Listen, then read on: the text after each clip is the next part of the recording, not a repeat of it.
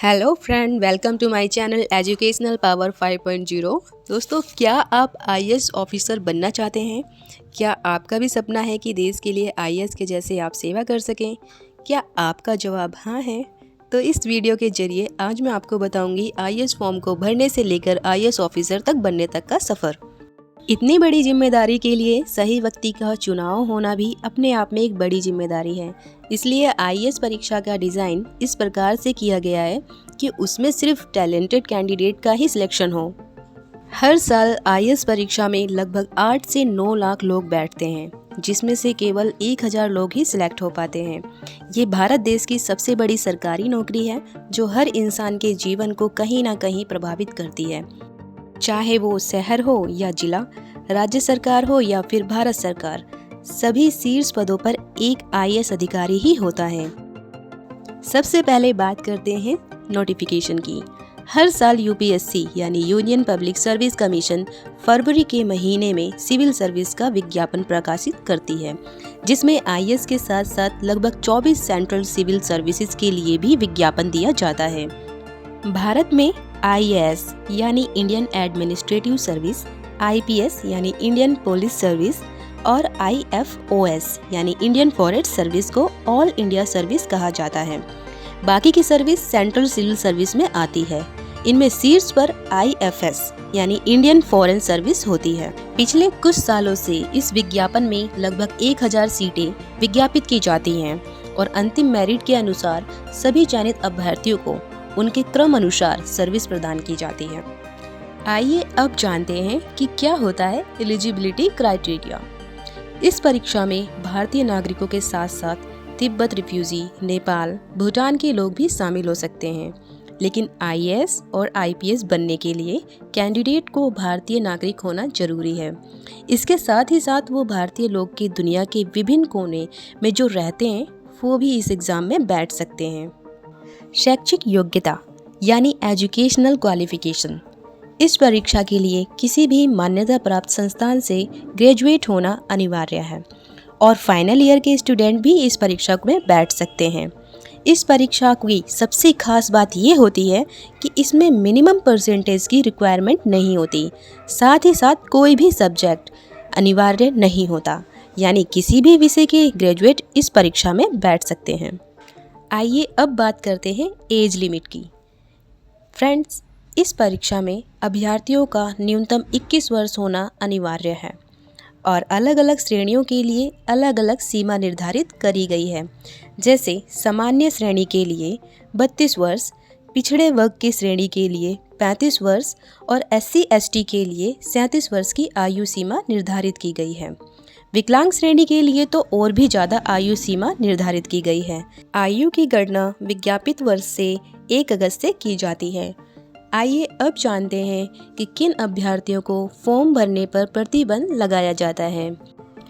जो अभ्यर्थी पिछली किसी भी परीक्षा में आईएएस या आईएफओएस में सिलेक्ट हो चुके हैं, वे दोबारा से फॉर्म नहीं भर सकते। आइए अब जानते हैं फॉर्म भरने से जुड़े कुछ महत्वपूर्ण तत्व।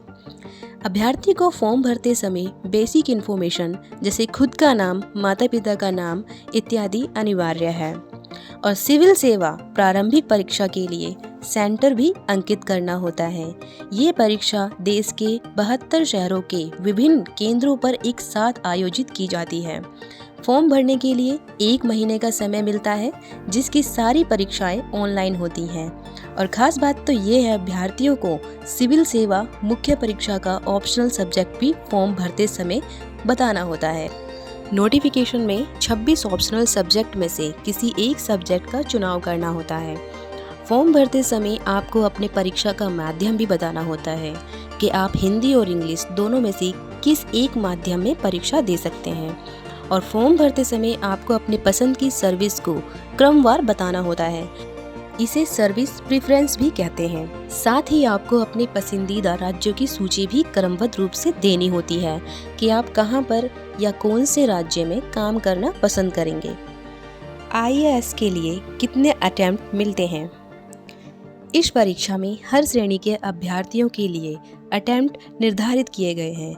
सामान्य श्रेणी के लिए 6 अटेम्प्ट, अन्य पिछड़े वर्ग के लिए 9 अटेम्प्ट और SC/ST के लिए कोई सीमा नहीं है, यानी नो लिमिट फॉर SC/ST।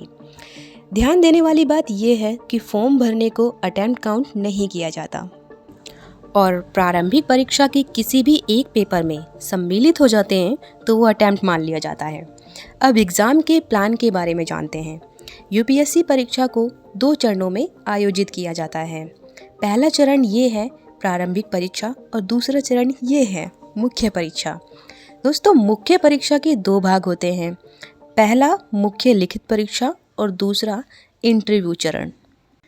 पहले चरण को प्रारंभिक परीक्षा कहते हैं और इसके मार्क्स फाइनल मेरिट में काउंट नहीं किए जाते हैं। ये परीक्षा सिर्फ अभ्यर्थियों की संख्या कम करने के लिए होती है, इसलिए ये क्वालिफाइंग मात्र है। मुख्य परीक्षा में दोनों भागों में अर्जित मार्क्स के आधार पर फाइनल मेरिट लिस्ट तैयार की जाती है। सिविल सेवा प्रारंभिक परीक्षा सिलेबस। इसमें 2 पेपर होते हैं। पहला पेपर जर्नल स्टडीज़ के सारे क्षेत्र और एरियाज़ को कवर करता है, जैसे history, geography, economy, current event, journal science, environment, technology, Indian polity and governance आदि होते हैं। जबकि सेकंड पेपर में यानी एप्टीट्यूड में SSC बैंकिंग एग्जाम टाइप के क्वेश्चंस रहते हैं, जैसे comprehensive, logical reasoning, basic numeracy आदि। सिविल सेवा प्रारंभिक परीक्षा।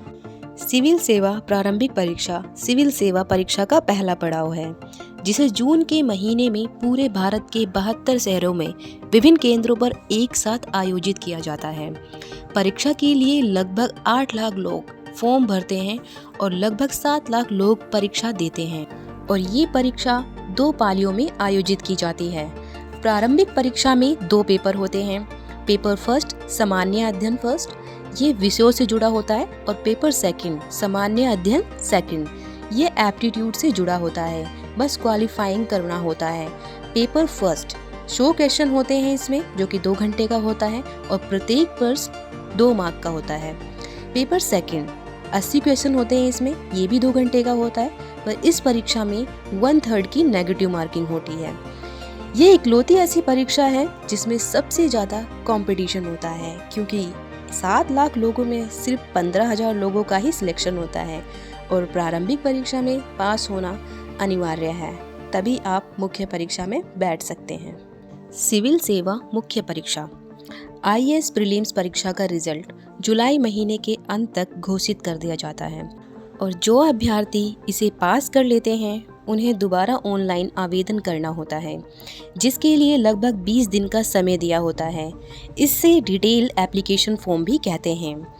IAS इंटरव्यू में इसका बहुत बड़ा महत्व होता है। मुख्य परीक्षा लिखित में विज्ञापित सीटों की संख्या के 15 गुना अभ्यर्थियों का चयन किया जाता है। इस IAS एग्ज़ाम के अंदर सारे क्वेश्चन सब्जेक्टिव होते हैं और इन्हें पूरा करने के लिए अभ्यर्थियों को 3 घंटे का समय दिया जाता है। सिविल सेवा मुख्य परीक्षा में 2 तरह के पेपर होते हैं। एक वो पेपर जो सभी के लिए समान होते हैं और दूसरे ऑप्शनल सब्जेक्ट के पेपर, जो कि प्रत्येक सब्जेक्ट के लिए अलग होते हैं। अभ्यर्थी ऑप्शनल सब्जेक्ट के चयन करते हैं और उसी के पेपर देते हैं। और सिविल सेवा मुख्य परीक्षा में कुल 9 पेपर होते हैं, जिनका टोटल 1750 मार्क्स होता है। इसमें आपको 9 में से 7 सब्जेक्ट में ज़्यादा फोकस करना होता है, क्योंकि 7 सब्जेक्ट पेपर में से मेरिट बनाई जाती है। इंग्लिश और सामान्य भाषा का पेपर केवल पास करना होता है और इसके मार्क्स नहीं जुड़ते। ध्यान देने वाली बात यह है, जिस माध्यम से आपने फॉर्म भरा है उसी माध्यम से आप परीक्षा दे सकते हैं। अगर आपने दूसरे माध्यम से परीक्षा दिया तो आंसर चेक नहीं होता है और इसका निर्देश आपके पेपर पे भी अंकित होता है। इंग्लिश तथा भारतीय भाषा में पास होने के लिए आपको 25% मार्क्स लाना होता है और भारतीय भाषा का कंपलसरी पेपर अरुणाचल प्रदेश, मणिपुर, मेघालय, मिजोरम, नागालैंड और सिक्किम के अभ्यर्थियों के लिए अनिवार्य नहीं होता है। ये दोनों पेपर 300 मार्क्स के होते हैं और शेष 250 मार्क्स के होते हैं। मुख्य परीक्षा के 9 पेपर में सामान्य अध्ययन के 4 पेपर होते हैं, निबंध का 1 पेपर होता है, इंग्लिश का 1 पेपर होता है, भाषा का 1 पेपर होता है और इसके अलावा 2 ऑप्शनल सब्जेक्ट होते हैं। सिविल सर्विस मुख्य परीक्षा सिलेबस। सिविल सर्विस ऐसे पेपर इस पेपर में दिए गए टॉपिक में से 3 घंटे में 2 निबंध लिखने होते हैं और प्रत्येक निबंध 125 मार्क का होता है और इसमें पॉलिटिक्स, सोसाइटी, टेक्नोलॉजी, फिलॉसफी आदि से टॉपिक दिए जाते हैं। Journal studies paper 1।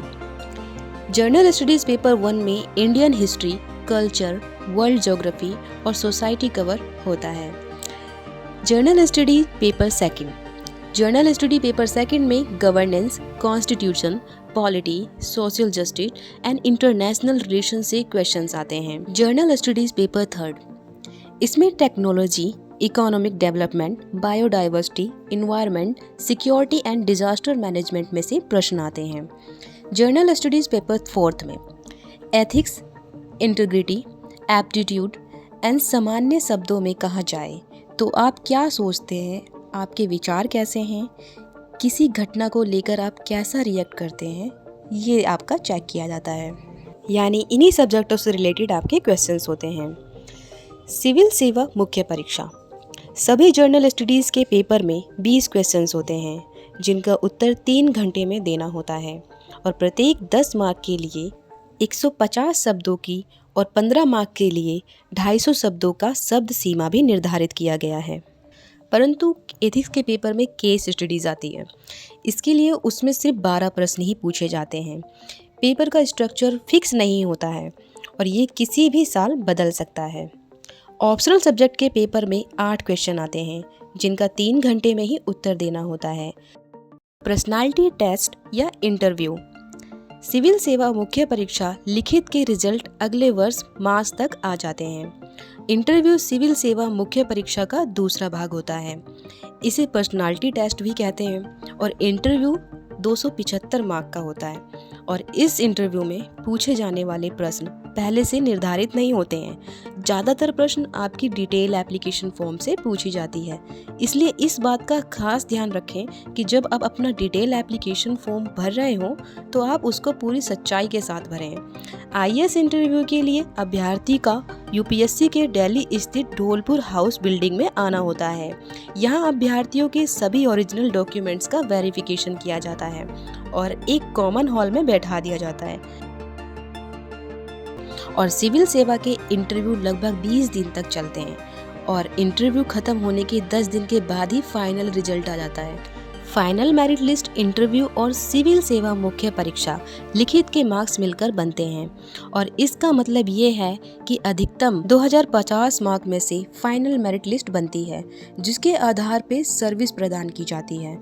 लगभग 100 रैंक तक के अभ्यर्थी को आईएएस सेवा मिल जाती है। रिजल्ट के कुछ दिन बाद यूपीएससी अपने रिकमेंडेशन को मिनिस्ट्री ऑफ पर्सनल भेजते हैं जिसके कुछ दिन बाद ही सबको अपॉइंटमेंट लेटर जारी किया जाता है। तो दोस्तों ये था फॉर्म भरने से आईएएस बनने तक का सफ़र। और अगर आपको ये देखना है कि यूपीएससी की वो 24 सर्विसेज कौन सी हैं तो उसका लिंक मैंने डिस्क्रिप्शन में डाला है, वहाँ जाके आप वो वीडियो भी देख सकते हैं। वीडियो कैसी लगी कमेंट करके ज़रूर बताएं। वीडियो पसंद आई है तो लाइक ज़रूर करें और चैनल पर अगर नए हैं तो सब्सक्राइब ज़रूर करें ताकि आने वाली ऐसी ही वीडियो आपसे मिस ना हो। मिलते हैं एक नई वीडियो के साथ।